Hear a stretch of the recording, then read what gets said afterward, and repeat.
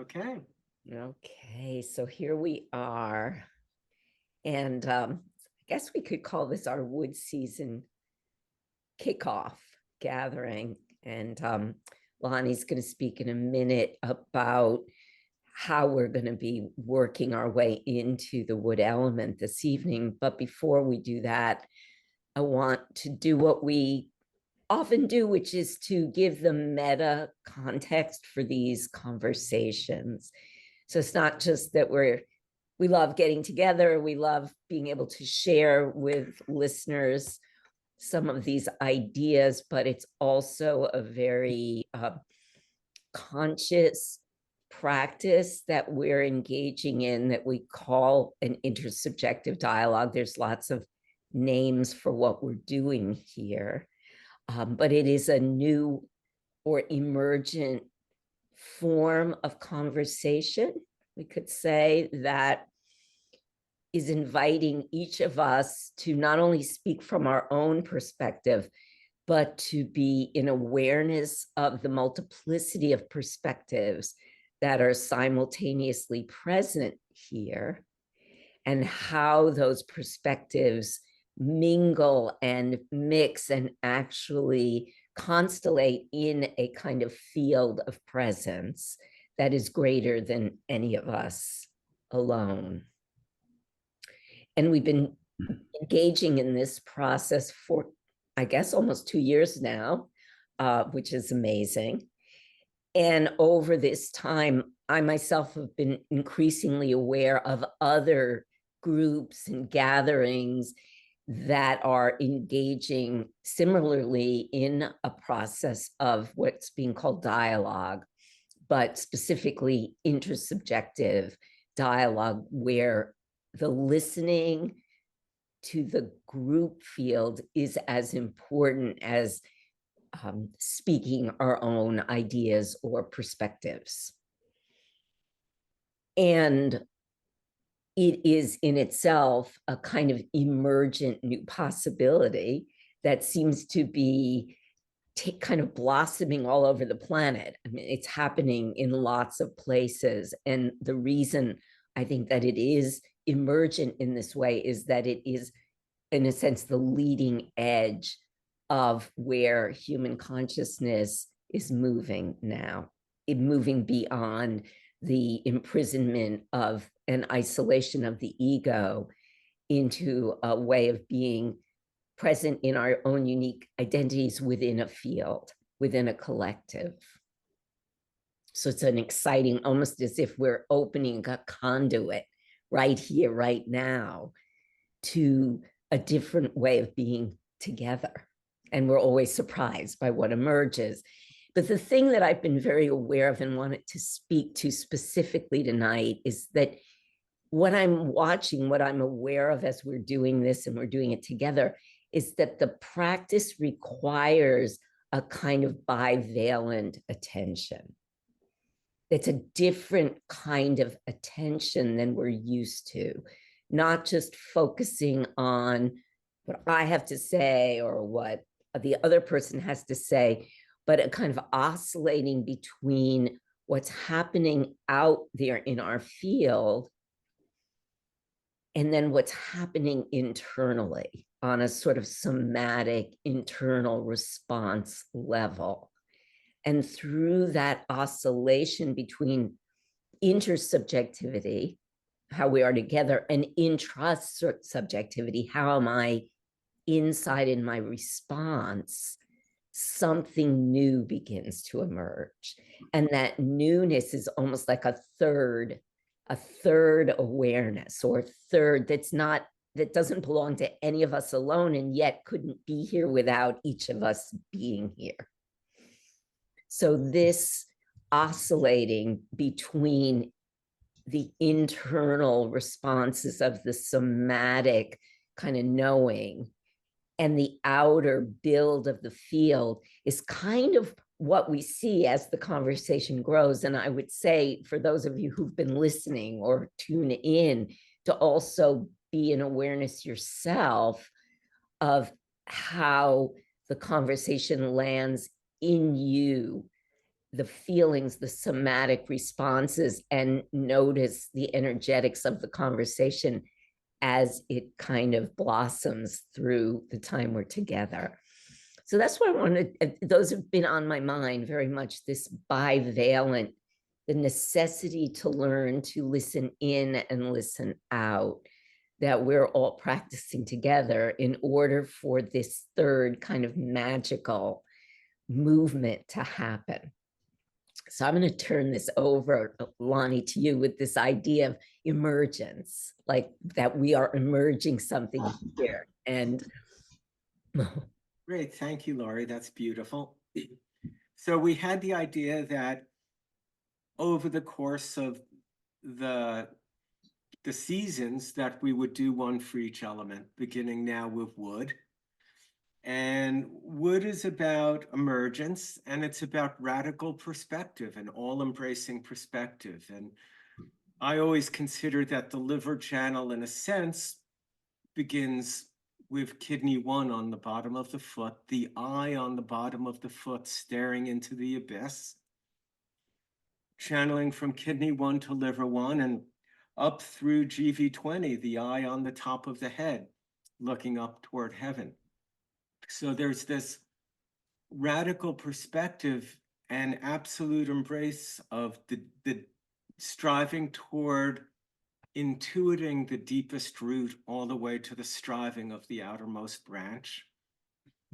And spring is about new beginnings. Liver, gallbladder about decision-making, planning, ultimately about choice.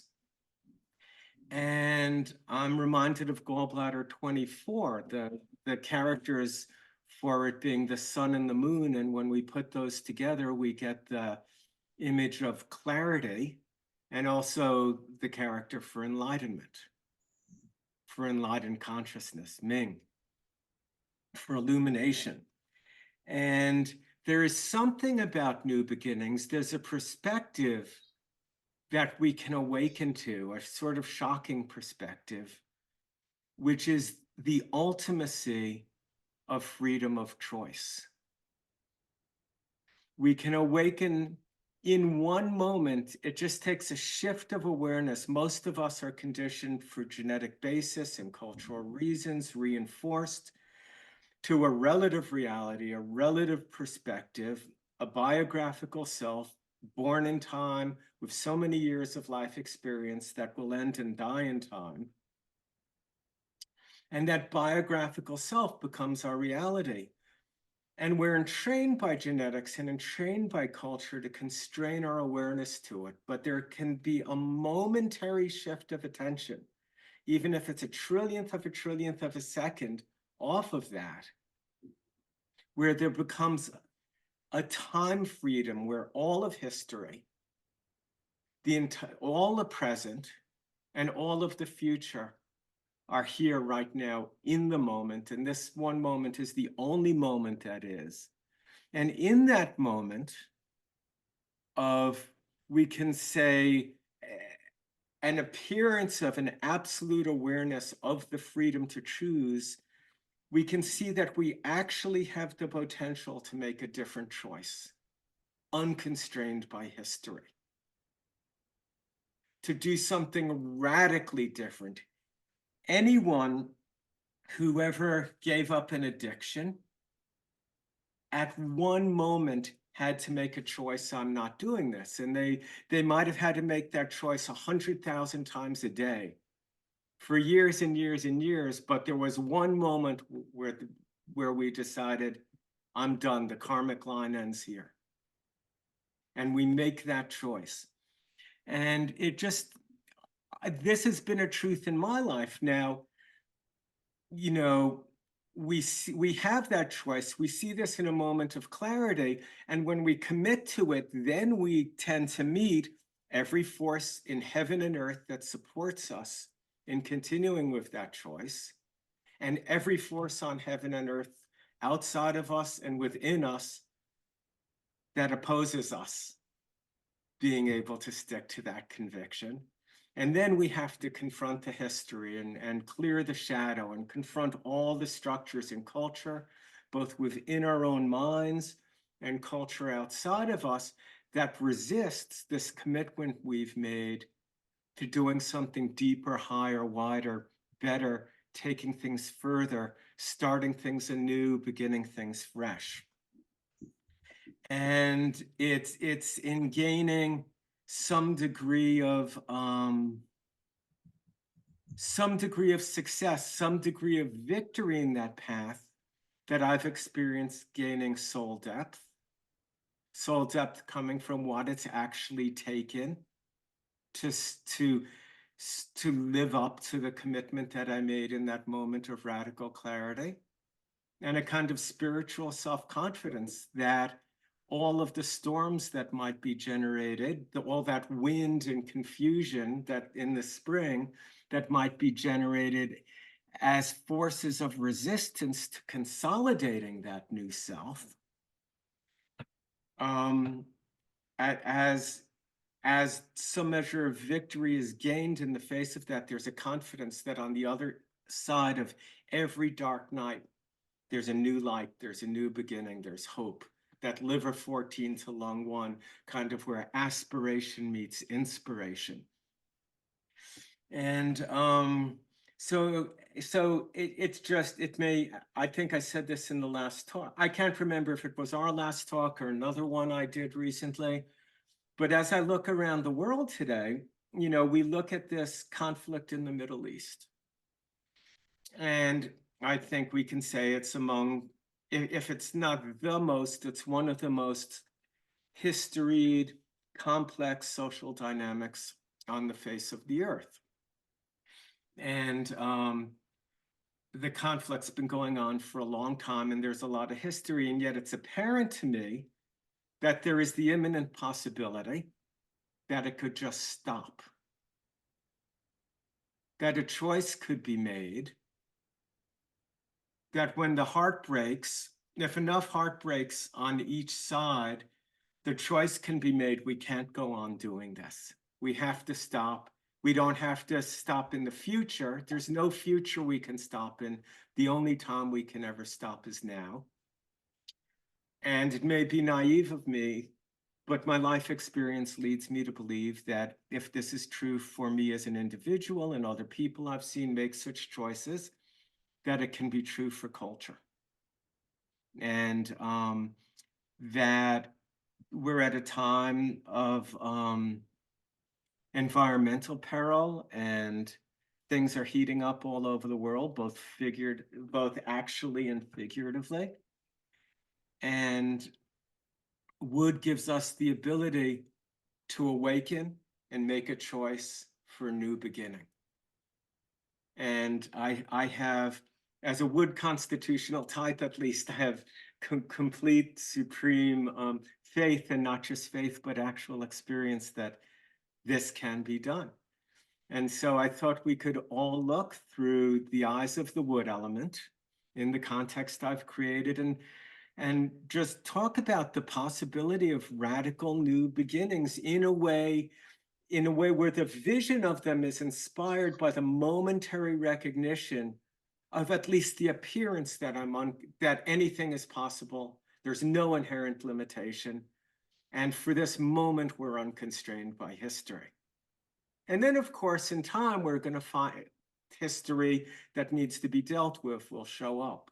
But it can be approached rather than from being entangled in it, from a few steps back from it, a few breaths back from it, with a bit more objectivity.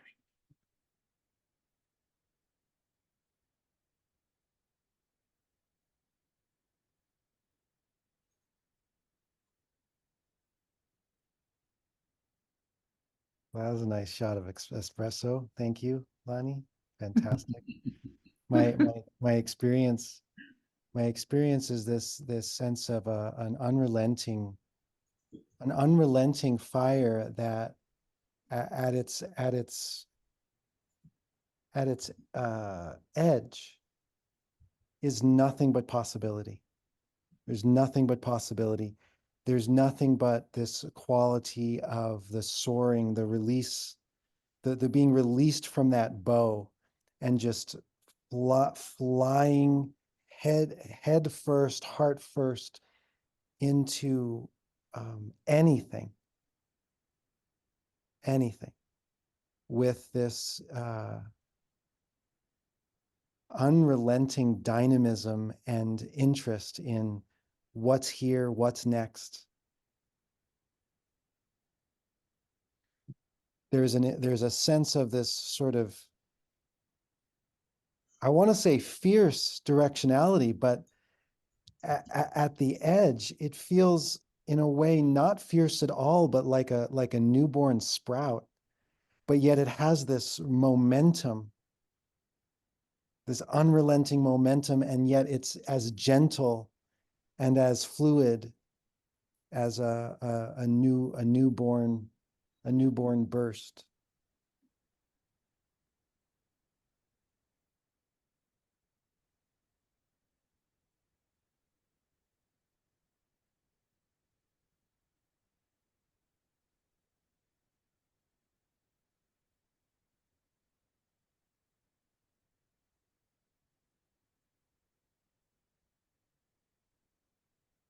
With all of this, the fierceness and the power of this wood dynamic, it's easy to take that so into, this is what I want to happen. I want the no war. I want world peace. And that's already truncating all possibilities. And unless I've surrendered it, unless I've gone to that, met it at water, where I've completely let go, I'm not imposing any outcome. There's no effort at all in trusting and allowing this new possibility to emerge through the power of surrender that allows that wood to come up of its own accord. And while I have the ability to direct it because of what's in my heart, because of what's in my kidneys, because of the impulse that comes through the wood in me, I'm still not imposing. That it's the surrender I feel that has the power. And I go back when Lonny, you talked about that choice, when that choice is made that has all of that power. When I've experienced that choice, it doesn't feel like my choice until I claim it. It feels like a possibility is received. And then I claim it and it becomes mine. But until that time, it's not mine. It comes through that field of surrender that allows a new possibility, a third possibility that I can't see till it's there.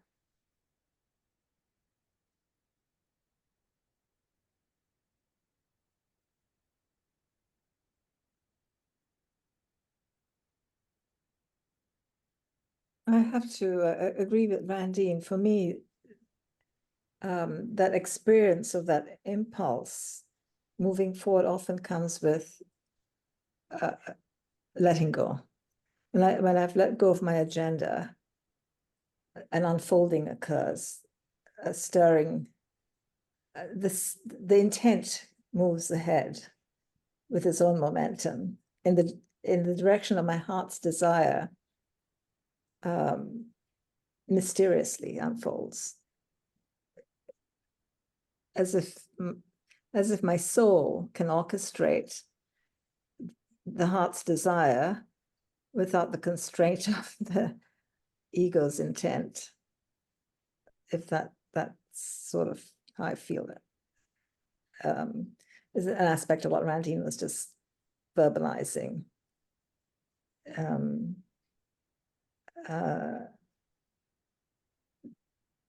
The seed that has been planted, the desires of the heart, somehow have a certain impetus, and I have to let go of something in order for that action. It's almost as if inaction is often the action for me.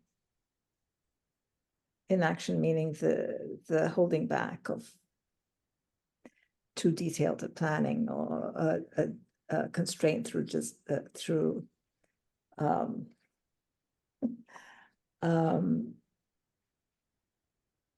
over planning maybe, or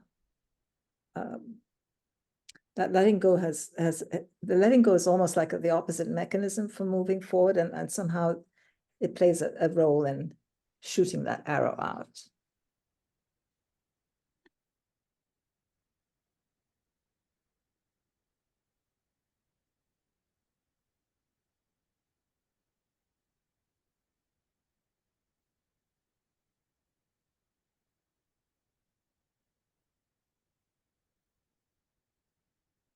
Somehow there's an opening between the objective and subjective, which is that third point of awareness that Lorie was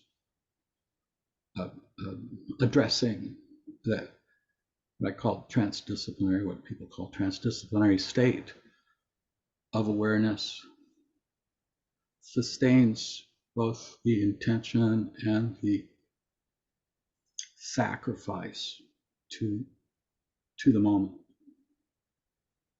And for us as human beings, we must have movement. That movement comes, of course, through the sinews, and we at this time, of course, gaze upon the eastern horizon, recognizing that the sun's rising in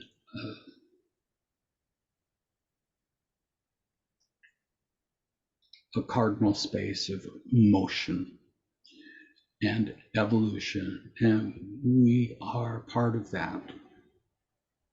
That temporality is the emergence. It's the emergence in the first quarter of the moon. It's the emergence within the first portion of spring, and our frustrations arise when somehow that emergence is obstructed by our own thoughts and feelings of others.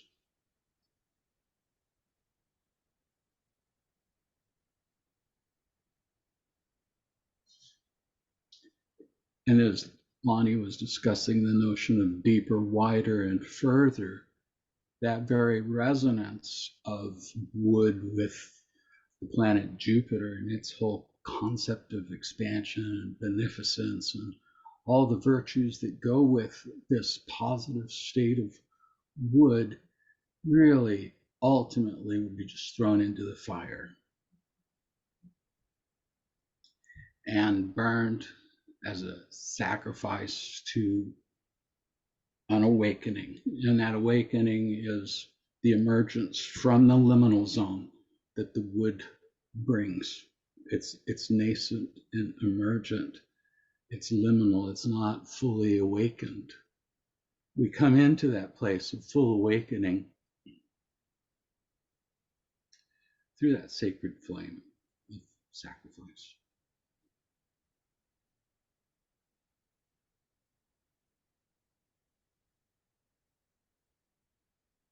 And there's like a singeing of an incinerating of in that flame of our perspectives that are gripping around their own certainty. And it reminds me of like Gebser's aperspectivity, and he uses the word a meaning free from, not the absence of. So it's not the absence of perspective, and it's free from perspective, not meaning we don't have a perspective. It's just that we're free to live into all perspective, including the ones that have yet to be born. And so I get this sense as you're speaking of this, you know, these incinerating fires that sort of burn to a crisp these places that are rigidified, that become the constraint to move beyond the known, which is like a big deal. You know, it's great to be interested in emergence, but then to face what it would mean to let everything go enough to arrive at something that has never been conceived of. That's an immediate co-dying and blooming, you know, all at the same moment. Yeah, and at the both Vansanthi and Randine mentioned surrender. And I think surrender is one face of it, but the question is, what are we surrendering? Because the other half of it, the other face of it is a kind of radical engagement with. It's not just a sort of Taoist merging with, aligning our heads with the river and being taken willy-nilly wherever it happens to go. There is actually a direction and an intention. There's a surrendering of the ego and its fears and desires, and maybe its hopes and dreams and its attachments in the world, but there's a radical engagement with this fire, which is eros, which is the creative impulse, the life force. That arrow being shot out of the abyss, just in a straight line toward heaven, you know,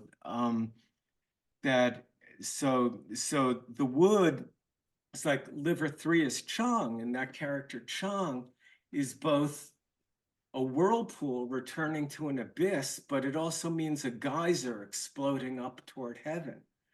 So there's a return to roots, a return to an embrace of the unconscious depth, and a surrender to that, but at the same time, an explosion coming, a radical creative explosion coming out that demands my absolute creative participation as a willing partner, as in this discussion, to go somewhere new, and then I can start to feel the tendrils of consciousness reaching out into the unknown, and start to intuit the call of something, an imminence to intuit, and start to viscerally feel and learn to feel imminent potential on the verge of being manifest toward the true, toward the good, toward the beautiful, toward something new,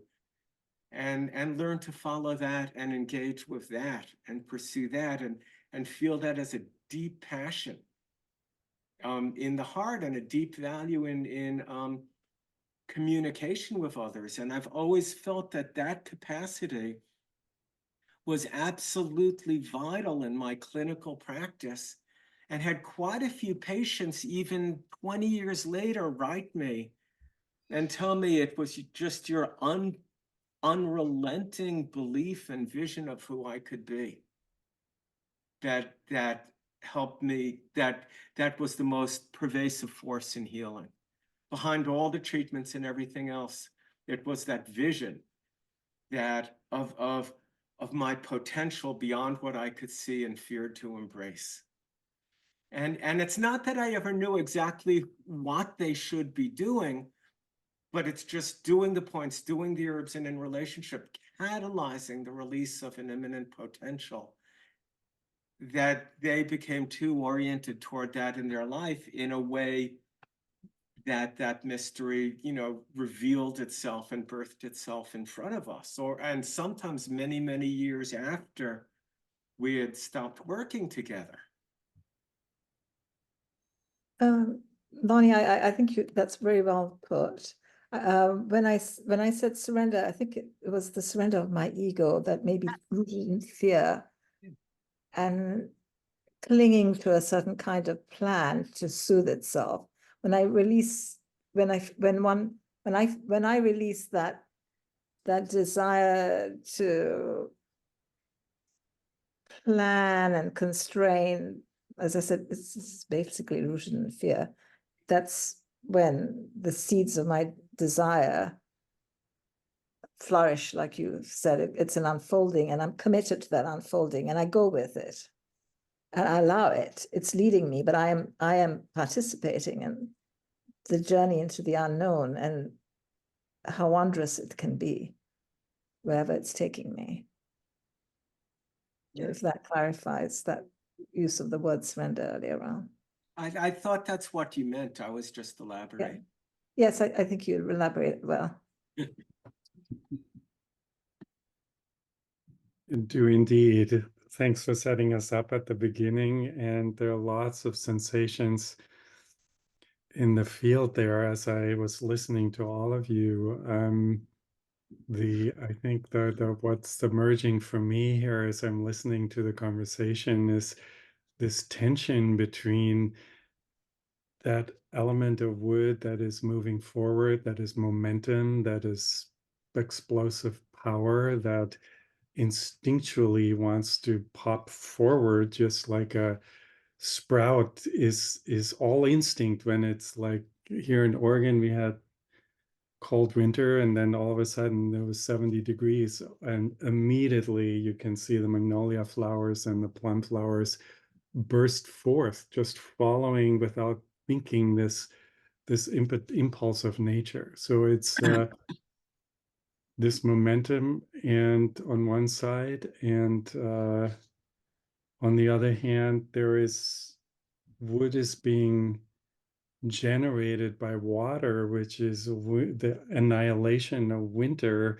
on one side, and the softness and flexibility that the bamboo has in a tree as it sways in the wind. Without the water, it gets brittle.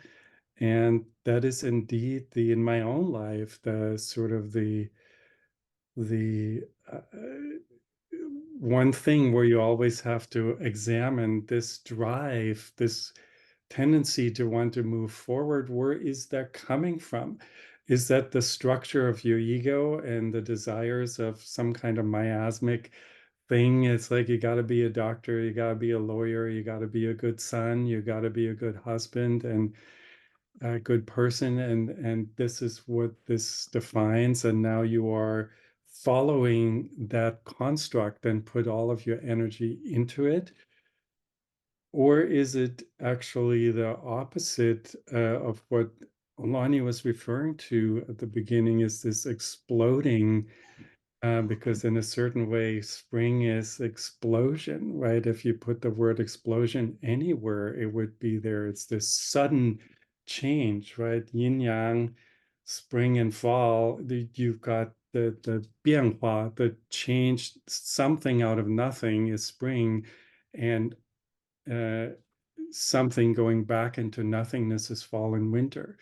And so the emergence is very often explosive, and explosion deconstructs. It's annihilating everything. And so the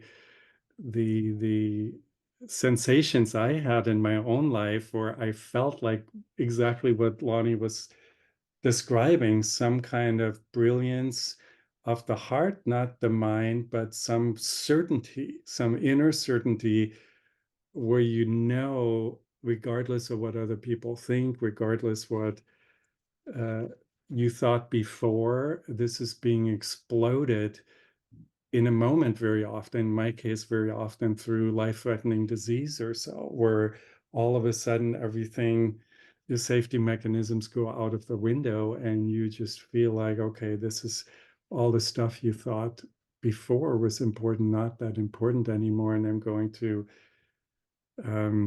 build something completely, or follow a completely different voice here.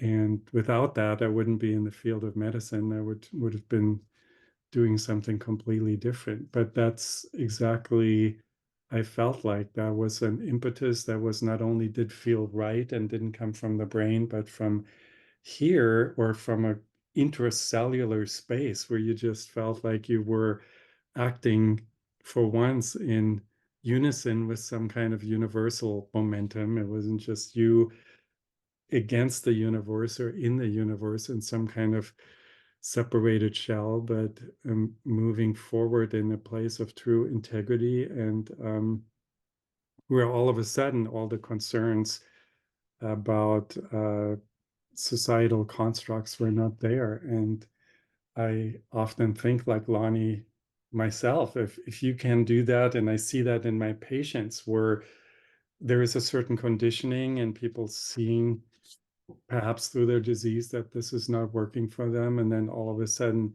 they embark on something completely new uh, that works not just for them, but their environment. There is you go like, why not a whole culture? Why not a nation? Why not the world? It's right. We are in a medicine that talks about resonating layers. So we have different entities that are technically, theoretically all the same. So I always hope for that something is, instead of doing always the same things, right? This is the painful thing. If we study history, it's this rise and fall of empires and crazy people who have this huge ego, whether that's the money or politics or so, that they are using the momentum inside of themselves to overpower, sometimes with military force or some kind of explosiveness, uh, rather than something where something completely new emerges that is not repeating the old egoic kind of construct and pattern. And so that's the dualism, and right, that the hexagram that the Chinese use to describe the energy of the winter solstice is Fu, which means do it again. But in that doing again, we want to, so there is a pattern. It's always spring and then comes summer and that's fall and comes winter. It's in that sense always the same, but it's never just a closed loop. It's a spiral. And as it goes around every year, every moment, there is a potential to be on a different plane and make a different choice and achieve that level of illumination and freedom that Lonny was speaking about. But I concur with all the other voices I've heard with the surrender, the water annihilation, and surrender needs to come first, because if there's any speck of ego left, then there's an agenda and there's a construct, and then that movement on this higher level is hard to accomplish. But not impossible. Not impossible, no. And there's always going to be more than a speck of ego left. So Yeah. I think that's the thing, is there's this moment of realization where consciousness recognizes, I'm free. I've always been free. I could never be anything but free. And that's inspirational because we can see a brand new possibility in that moment. But then, of course, ego's just fallen into the background. It hasn't gone anywhere. And then when we give ourselves to that new inspiration, all the forces of resistance within and all our history and all our unresolved shadow will be there. But now we can look at it from the perspective of a possibility. You know, so for instance, Martin Luther King in the mountaintop speech stood there and said, I have been, I have a dream and I have seen what's possible. And I might not get there with you. But in the speaking of it, he brings it all into the moment. So everyone who hears that speech knows that that choice is possible, that it can be made. And then here we are, what is it, 50 years later? And we've had a Black president. We have a Black female vice president. There have been a lot of changes. We have Black arch conservatives on the Supreme Court. And there have been a lot of changes, and there's a lot of work to do, and there's still a lot of cultural ego. But in that moment of realization, there's this vision of a future possibility that we don't have to wait for the future to manifest. We're going to live it right now. And that's kind of it. For me, that's the inspiration of wood, that moksha, that instantaneous enlightenment. And then, of course, wood wants a sandwich, but earth has to get the seeds, plant the seeds, grow the seeds, harvest the seeds, separate the wheat from the chaff, chew the bread, digest the bread, assimilate it into the bloodstream, and so that there's energy to do it all over. So there's instantaneous awareness, and then there's all the process. But I'm talking to, what I'm trying to create is that perspective in wood of just that instantaneous sudden burst of realization of being unconstrained and anything's possible in that moment, the inspiration of that, the vision of that, the eros of it. No, we're talking about eros here. Nobody ever said to their partner, "You look really good. Do you think we can get together maybe in 7 or 8 days, maybe 7:15 next Wednesday?" And that's not what eros wants. Eros is like right here, right now. I'm really grateful actually that we're having this conversation about wood. I'm really glad we decided to honor the elements in some way here, but I think I'm also still really stuck on this other piece that's been very present for me about, when we talk about evolution or the evolutionary leap, I'm actually feeling present in this very moment to an evolutionary leap of my own understanding of wood. It's almost like for 40 years I've been living into the wood, the wood as what we're talking about, like I become that emergence, that daring, risk taking of the gallbladder to, in the moment of the huntun, in the moment of chaos, through that winter, taking the risk to sprout in the character itself, that in the character for chaos, the seed sprouts into the wave crashing over it, and it doesn't care. It's going to do that sprouting of the self, risking everything. And I love that energy of wood. And it's been the energetic of wood that I've, kind of held and supported and cultivated. But as we're speaking about this evolutionary impulse and listening and being in this sort of cubistic conversation, what's coming to me very clearly is this other aspect of wood, which is its virtue. Because you say, oh, well, how could the virtue be if I'm all in this emergence of self, also the virtue of benevolence? And what's coming to me as I'm listening is that the emergence, the new beginning here that we're actually talking about is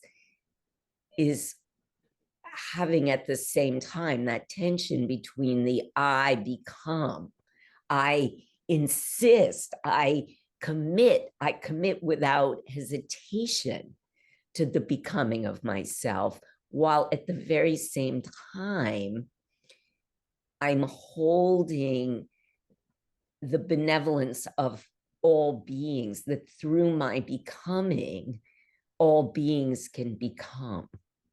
That, and thinking in terms of right outside, the way that the tree becomes itself within a community. And that is actually that is the evolutionary, in this very moment, what we're talking about, the new possibility or the new beginning, is to live into both of those at the same time. The I-ness as well as the we-ness of the forest. And even in the character Weiji, for the crisis point that we're at, that part of that character is speaking about many trees, that it's not just one, that somehow the choice has to do with the manyness of us, as well as the singleness of my emergence. So that's what's been circulating as I'm listening. Like, how do we live into that as an emergent evolutionary impulse in this very moment? as we enter this spring.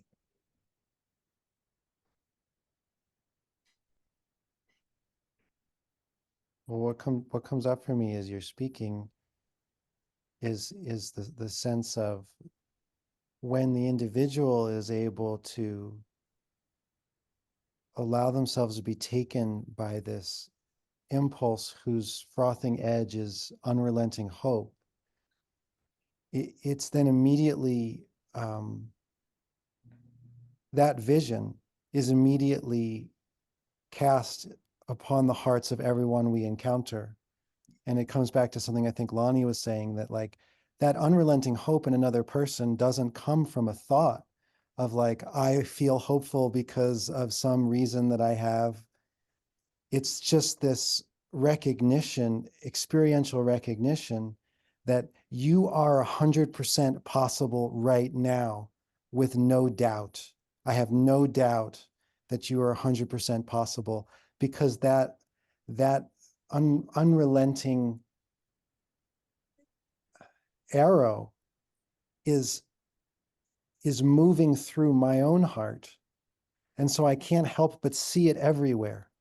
It's that vision that's occurring in the individual becomes the vision that sees through the layers of the world into this, whatever layer of depth I can access in me. I immediately see it everywhere. And and then it becomes this leaning in, because again, it's like that fierceness that's gentle, Yes. but it's also like a lion or a tiger, and saying, yeah, I believe in you. How could I not? You are the cosmic impulse right here, right now, weeping your tears that are, breaking us through these barriers and these things that are hanging on us. Those trembling tears are allowing those things to unshackle. And so that's what comes up. It's like the I and the we become one, and it's one cosmos discovering itself, and anything's possible. And this is liver blood, this deep compassion and softness that nourishes the tendons and so that everything can move and bend, as Hannah was saying, so the bamboo can be supple. So there's this relentless positive growth, this Buddha nature that we're talking about, that we awaken to in ourselves. And then, as Alexandra says, we see this in everything. But there's also a deep, compassionate embrace. It's not a question of, okay, change now, change now, change now. It's just holding the heart and the patient and ourselves and the planet without any inherent sense of limitation. Not indulging an inherent sense of limitation, and then being open and interested, but also passionately engaged and committed too. It's amazing because as you both are speaking now, I'm realizing that I'm actually sitting here drinking maple sap. I didn't even, when you spoke of that, and tapping this maple tree right now, and the absolute that givingness of the wood, it is a different, it came to me in that moment, right? Like when we think of that fierce sort of eruptive quality, there's also like, it's just this tree is out there giving me this water every day now. And it's a very old tree. It's a tree that actually is dying. And it's still offering me this elixir. It's blood. It's blood that it's just giving. I just tapped a little bit of invitation into the tree, and she's just like, here I am. This is your clearing drink for the spring.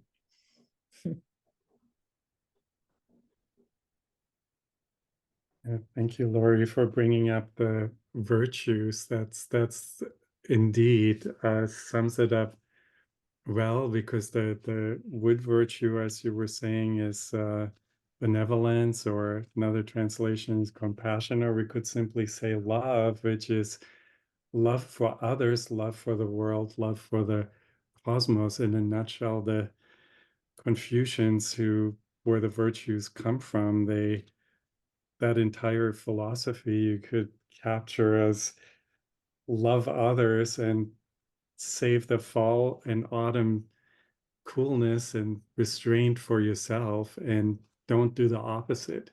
Don't just narcissistically go like it's all about me and then give the criticism to others and blame everybody else. And so that is indeed the impetus of spring, is not like I'm here. It has that too, but it's what my purpose is, like a tree in the forest, where I'm there to contain and create together with others the forest as a whole. And that's what it's all about. You know, it's so funny because as you speak, Heiner, I'm reminded of Leon saying, "It's good to have someone to blame," but you know, and the care and nurturing that requires, the forgiveness of self, the forgiveness of other, that allows that to be so, is something. But and Lorie, as you were speaking of the tree, I live in a forest here. I look out over a lake and over a mountain. So even in winter, every day I go for a walk. I'm in the forest. I'm still with the wood. The wood stays with me. There are these moments where the snow is so heavy, though, there's no visible wood at all. And those quiet, it's so quiet. The silence is deafening. And so here we are in the Great Awakening.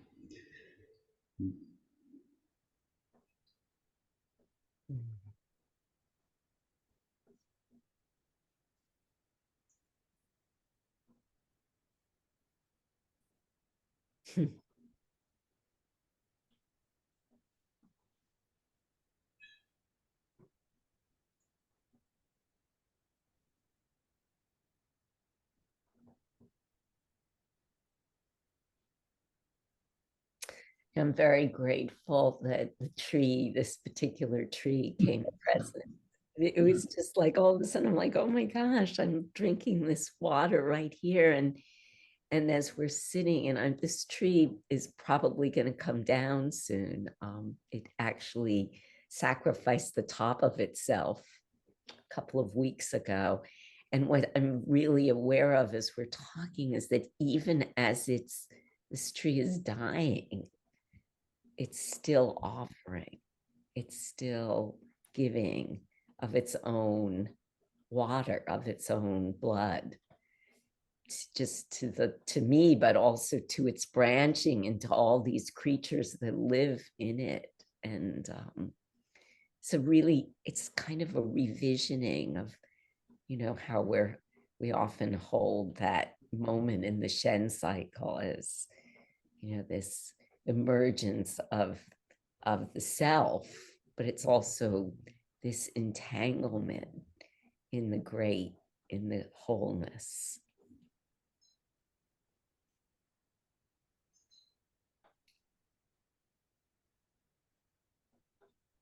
I love taking it out of the idea of time and emergence into the future, which is so wood, of course, and what's next, what's next, what's next. And this idea of expectation and creating a better world and all of that impulse, but going back into that sense of, that the Sheng cycle and the reverse Sheng cycle are simultaneously going on, that the death and the birth are simultaneously going on, that the tree is dying as it gives itself to the new possibility, and that emergence that comes out of now, which I believe is true hope. Like hope without a future is the most potent force there is. And I remember this patient who I was working with that so needed some hope because all of her physicians had taken it away. And she looked at me and she said, just open-ended, is there hope? And I said, of course there's hope. And she drank it in that moment, and I could feel the change in her. She knew it wasn't the hope for what she thought it would be, but there was something more real that she drank in hope. It wasn't something where, what's next? Am I going to get this?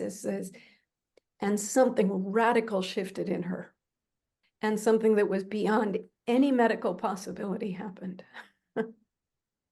And against all hope, she conceived. There was no medical possibility that it could have happened, and it did, because something, it was that emergence, that hope that had nothing to do with what comes next, shifted something. And I think that's the real, it's almost like a fourth dimension that enters, where because of heaven, earth, and I, there's a fourth possibility now, that even the laws of possibility were changed.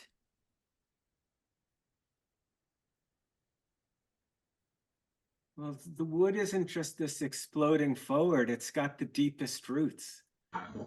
And of course, Jung said that the tree that would grow to heaven has to send its roots to hell. So it's really this all-embracing perspective, this willingness to hold all of it. On the right-hand side of the Sheng cycle, we have the earth, spleen 21, the agape, the great motherly embrace, the love of the higher for the lower. But the wood is the love of the lower for the higher, the striving, but that striving is always two directions. It's not just up, it's an opening up, an unrepressing of the diaphragm, allowing consciousness to look deeper, deeper, deeper, and be deeply in love with the unconscious. So we're not, those tendrils aren't just going up into, in quotes, a future, because the only moment is now. There's this bilateral movement, you know, of this bidirectional movement of greater depth, greater height, and that depth is a soul depth, an increased relationship with the unconsciousness, not just this intellectual bursting into the consciousness. And this is a 360-degree perspective embrace with no inherent sense of limitation. So of course, liver 14, gate of hope, goes to lung 1, and liver 14 is this aspiration, and lung 1 is inspiration. And these two join, and then there's no, to practice medicine with the sense of no inherent limitation. Just no inherent limitation. There's always hope. When a doctor says it's impossible, they always mean if you listen to me.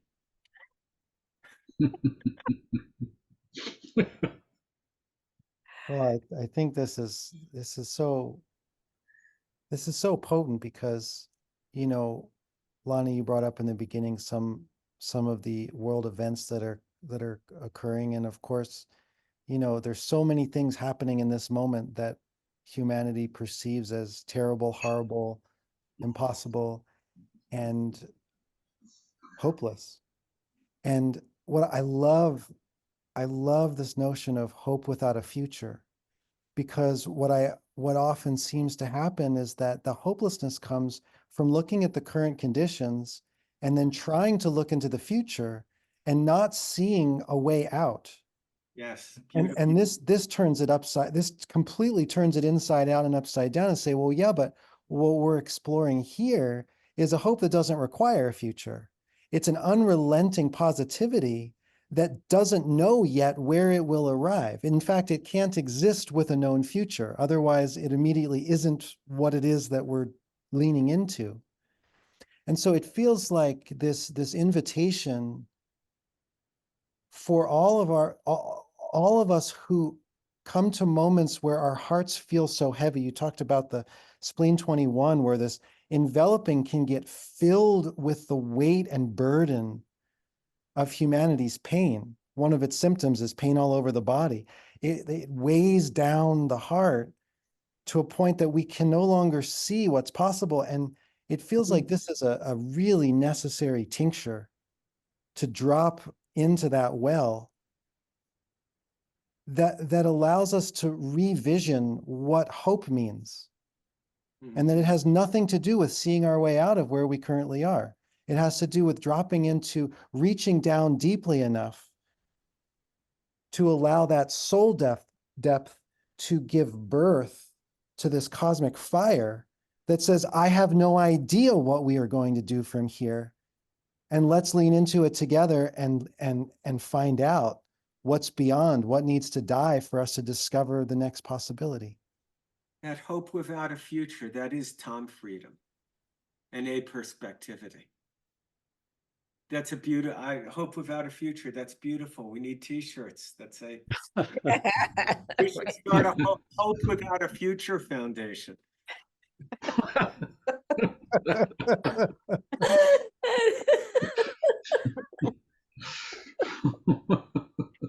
I loved how you put that, Alexander. It's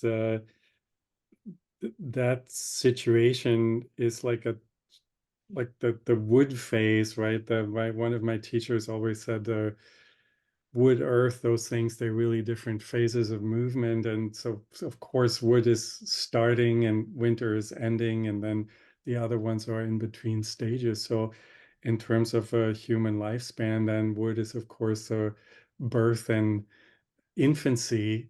And so seeing the hope without a future would be looking at the world like a child does, where there is no intellectual concept how to solve problems and get out of the war. I remember my father growing up in this horrible scenario of the Second World War raging in Europe with all these atrocities going on. And when we asked him, that was of course probably not true if you ask older people who were actually at the front lines and etc. But he just thought it was like watching fireworks. It was exciting to see the American bomber planes fly over Frankfurt or so. It was like an adventure kind of a thing, because it wasn't this kind of fearful and how are we going to solve this problem. It's this hope without a future. It's you living completely in the here and now. And we have Lonny mentioned at the very beginning, and Lorie did also, the word evolution. This kind of, as we trying to grow, use this impetus of the new beginning and of wood, and as we trying to develop ourselves and evolve in this lifetime and become wiser and enlightened, really, in the end, it's like the Tao Te Ching says, we can only really become fully enlightened if we return to come back to this child consciousness and let go of all of these constructs that really, if you could make them visible, these intellectual constructs, they would be like heavy baggages attached around our neck or so, and just make us depressed and everybody around us as well. So I was just struck, just overall, when Heiner was talking about, the return to this childlike state. Of course, we're not talking about just a pre-personal simplicity, but the evolution to a post-personal simplicity. And also to say but I think what's the same with the child and the sage, the post-personal sage, is this lack of cynicism. And I just understand that cynicism, this inherent conditioning of the mind, of the heart by the mind, to just limit our perspective to what's already known, and to only be interested in what we already know, and to just that kind of cynicism is a poison to the heart. and just the likeness of this unconstrained perspective and this limitless potential and a complete lack of cynicism. Like, I mean, Randine, when you told your patient, you know, there's an element, because I've done this with people too, of, well, of course there's hope, but I don't know if it's possible. I don't know if it will happen, but there's always hope because we just don't know. And I can't be cynical about the possibilities, so we'll give it everything and we'll find out together. And to me, it's just the optimism and the evolution of wood, but there's something very deeply compassionate because it's actually the context in which the heart can thrive, because it's unconstrained and limitless. I don't know what the outcome will be, but let's give it everything and we'll find out. And if it doesn't happen, then we know that we did everything we could do. And there's something liberating in that. And that's all you can do is everything you can do. You can't do more than that.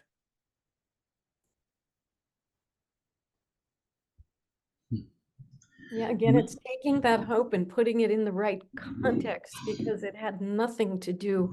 She was not saying, is there hope that I will be able to conceive? And it was not that. It came from a different place. It was a deeper well that needed to be fed. It was something that needed filling, that took her out of this future orientation. And Randine, you also brought an unbounding resolve to the notion of hope in that moment. And that awakened in her the affirmation. And it allowed a letting go that didn't happen before that. She could not let go when there was expectation. But in that unconditional hope without a future, she could surrender to that. Mm-hmm.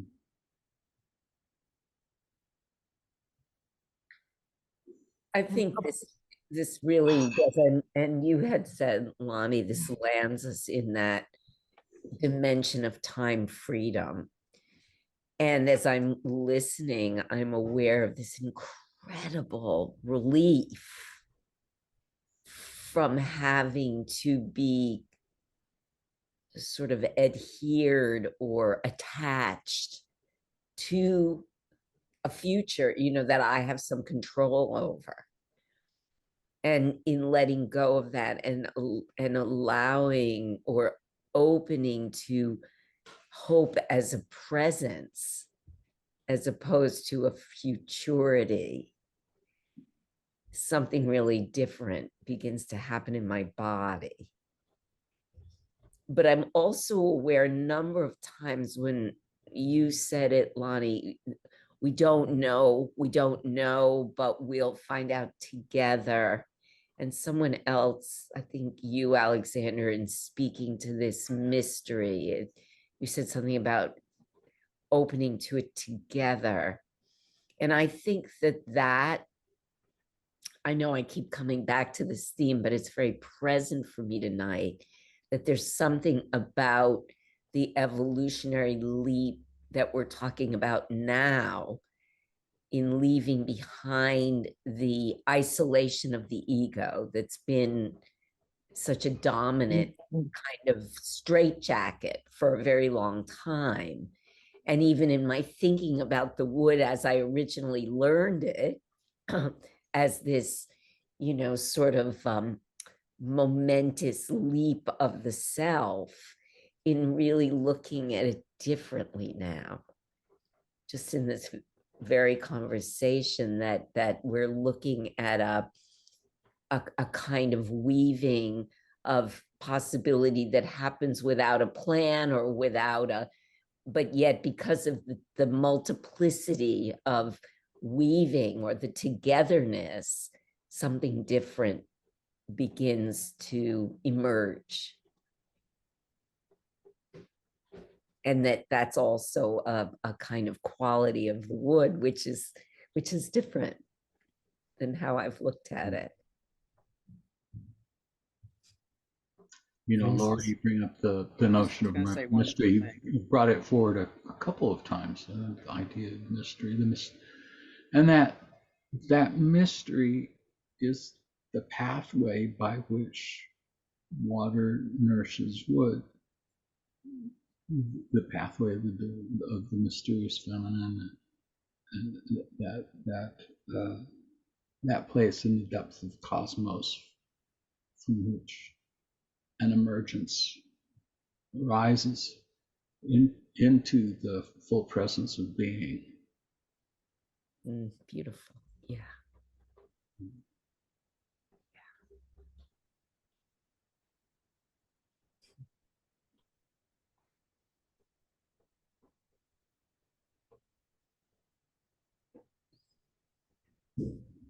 Grant, do you want to try once more? I just want to say, can you hear me? Can you hear me now? Yeah, but That emergence is mycelium, mycelial, that rather than a lone line of emergence, it is an emergent network, meshwork, mycelium, coursing in all directions through all things, the capacity to bring that perception to the whole, the wearing of which is only available to the whole. And that's all I have to say. So glad you said it. That was perfect. Yeah, it's funny because as soon as you start to speak, your video freezes, but all of that did come through. And clearly one eye like this and one eye closed. I. Well, that mycelium, I understand, is wood's just 360-degree perspective. And you know, in these dialogues, of course, we begin where we look inside, as Lorie, we look inside and something comes and we speak and somebody else hears it and they're listening and they're feeling inside and they speak. But you can feel that mycelial connection between all of us. And I also think that, you know, for me, that perspective has always been in the treatment room, that it's there, that all of culture is laying on that treatment table.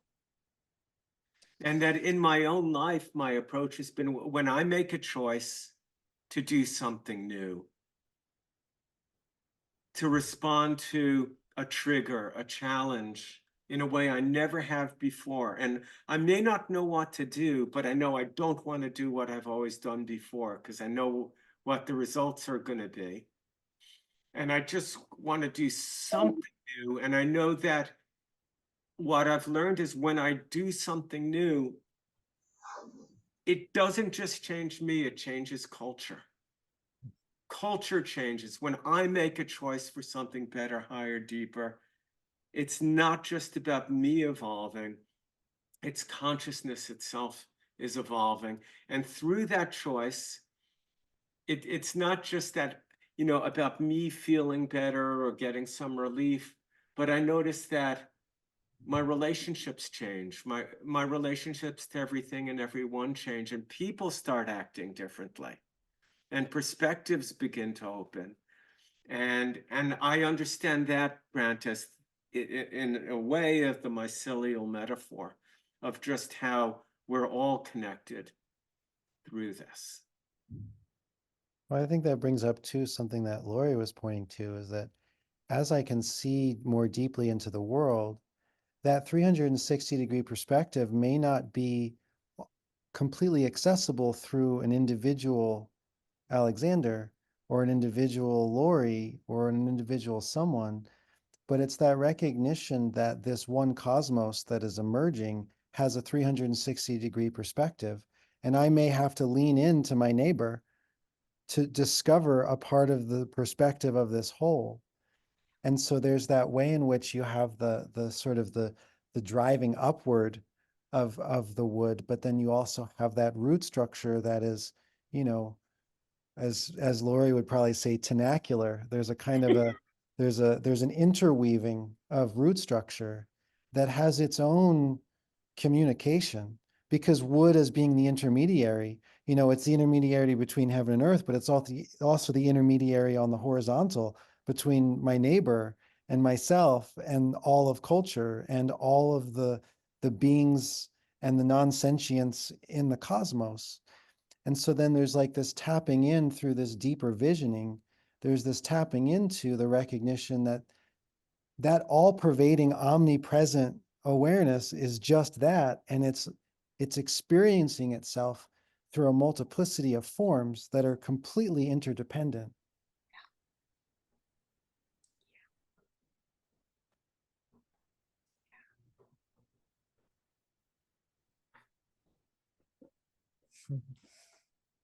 It always starts there and it always ends there. I remember that when it came to there were certain 5-element meditations or so, and you start with wood and you go to fire and you go to earth, and then you go to, either they had chants or you have visualizations. But you don't stop with water. You always come back to the wood to show that it's always, that circle is always moving. So we always starting with that interconnectedness and the awareness thereof, and we ending with it. And we always starting with love and we end with the love. That sounds like a good place to end. Perfect. Perfect, Tyner. You're hired. Let's keep him. We're renewing your contract for the next. Glad to hear that. Okay, well, thank you, everybody. Lots of love. And we'll see you next time. And maybe, Lorie, you can stay on for 1 minute. Bye-bye, everyone. Bye, everyone. Thank you so Bye. much. Thank you.